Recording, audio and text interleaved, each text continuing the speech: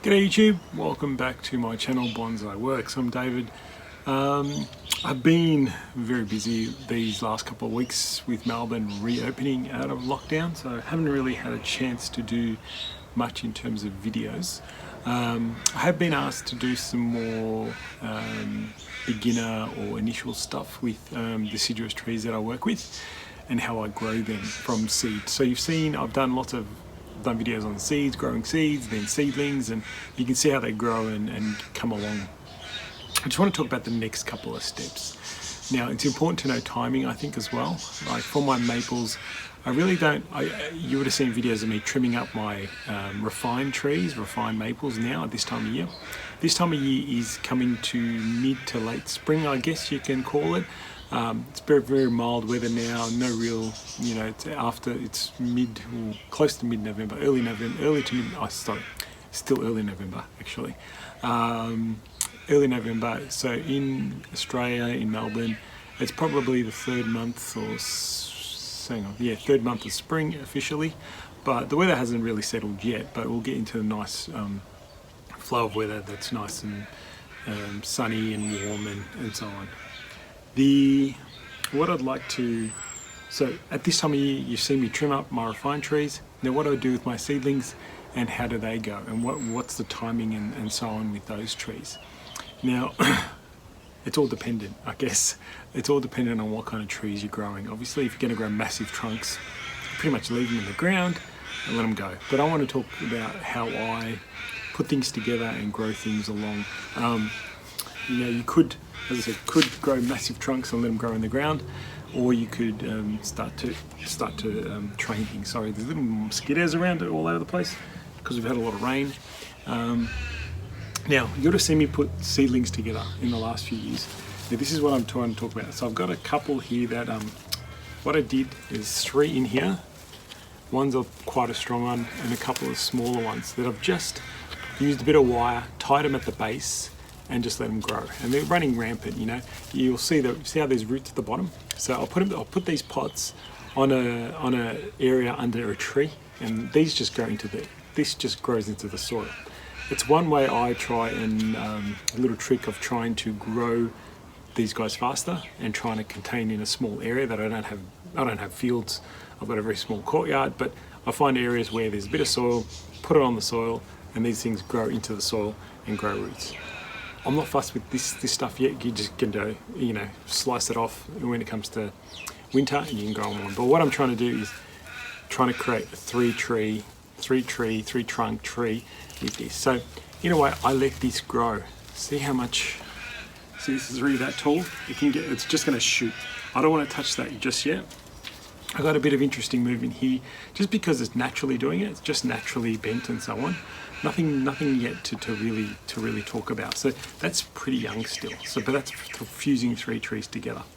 Now that's one little simple thing. I haven't cut it. I don't want to cut it because I want them to grow a bit longer. Because what I'm trying to create is a 3-prong tree.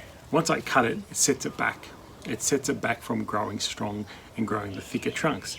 As soon as you cut the top off or cut the branches, it makes that change. So the tree's then got to reshoot and doesn't just keep going on naturally. Okay, that's what I find.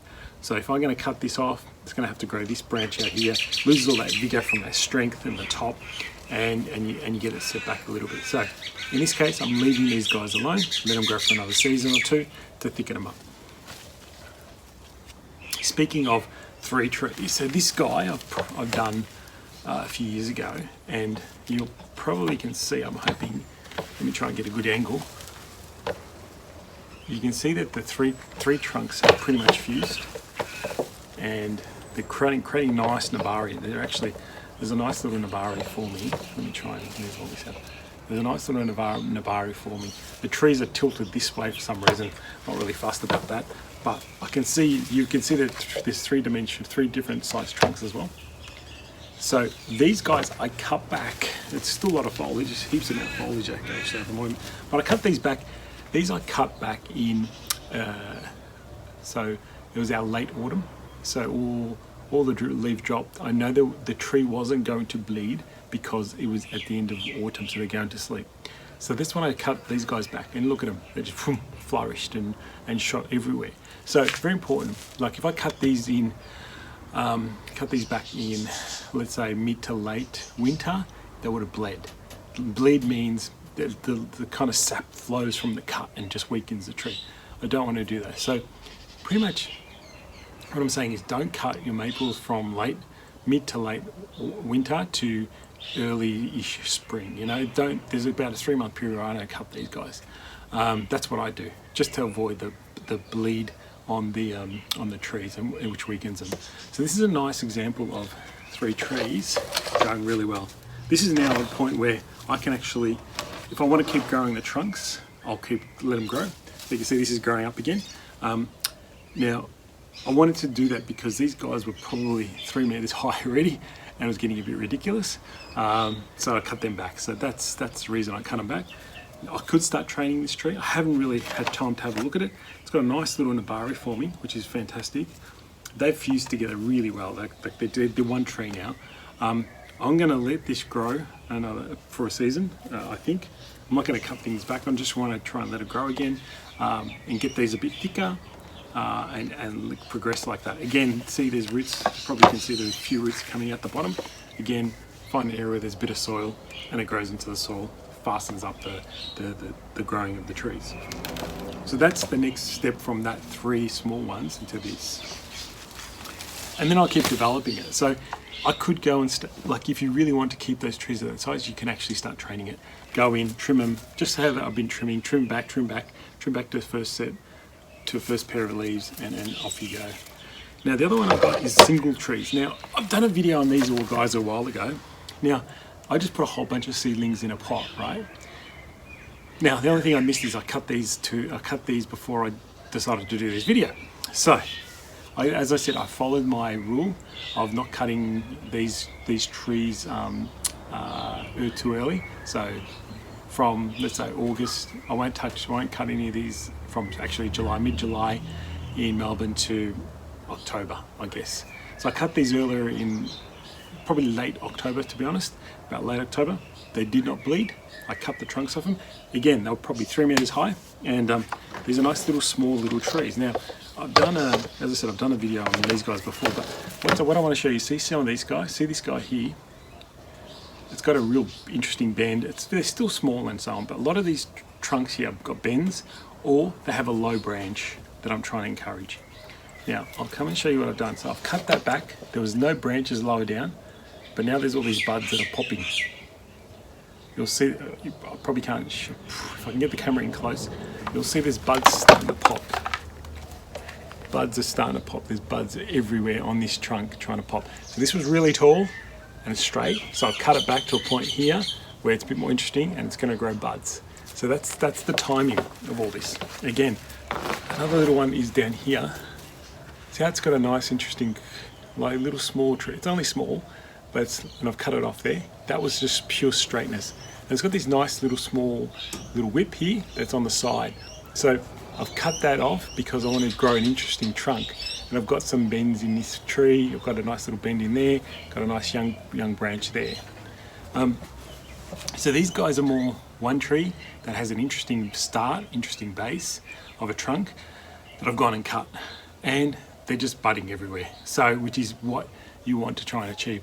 So that's my timing of back cutting seedlings, cutting trees, how I do it. So I avoid the time where they're going to bleed. After that time, I start cutting. And look at the back budding I get. I mean, here's one that's a bit straight. Can you see this guy? He's a bit straight, but look at the little buds, because I had to cut him. It was just too straight, so I cut him off, and look at the buds all popping out here. Now what that also does, it slows the tree. So now it's got to it won't thicken the trunks up as fast anymore. So now it's got to shoot those off. It's going to shoot those, grow those on, and then maybe next year they'll start to fatten up again. But just an example of, I don't have much room, so as I said, grew these in a pot, just seedlings, and they just took off. And I put a bit of movement in them, put a bit of wire in them, just to give them some movement and interest. if I had the room, these will go all in the ground individually and grow them on. If you got land, go for it. It's the fastest way to grow trunks. But remember, try and put interesting moves and bends and twists into them. Don't have straight trees. If you don't want to, that is. If you want a purely straight tree, big fat trunk, go for it. But yeah, I don't know. I thought hopefully that helps a few people, especially when you got young seedlings. Depends what you want to try and achieve. Just to recap, depends what you want to try and achieve. You know, I'm trying to achieve a three tree trunk tree here that I'm trying to grow into the same thing as this guy, you know, in a few years' time. So I let these guys grow. I really could, if I wanted to, start working on this tree, styling it, pick the branches I want to keep, and start building a tree. But I just want I want to push more growth on this tree, push more trunk growth, get it fatter. Because once it goes in a bonsai pot, it's going to pretty much slow down. So get it going fatter, quicker, and see what we can build with it. Again, I might eventually, what happens with this guy is, you might see all this growth up here. I might actually go follow the same process, and when it's ready, I trunk chop. Pretty much I chop all these trunks just back to this really, really smaller tree, because I want to regrow all the branches. But we'll get that to that stage sometime in the future, so don't worry about that. But there you go. Some little tips. Hopefully you guys picked up a few things there. But it's been good to chat again. I have been busy doing client trees, so thanks to all those guys who've reached out and we've worked on your trees. Had a few interstaters as well, giving them advice online, which I do. But some guys, you know, in Melbourne been helping out. I've got a really awesome tree I'm going to work on soon for a client of mine.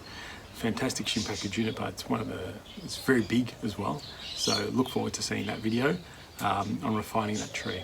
But anyway, guys, that's my little video on maples, seedling maples, young maples, what you do with them, and how you go about working with them. Hope that helps. Let me know if you've got any questions, and I'll try and answer them. See you next time. Bye.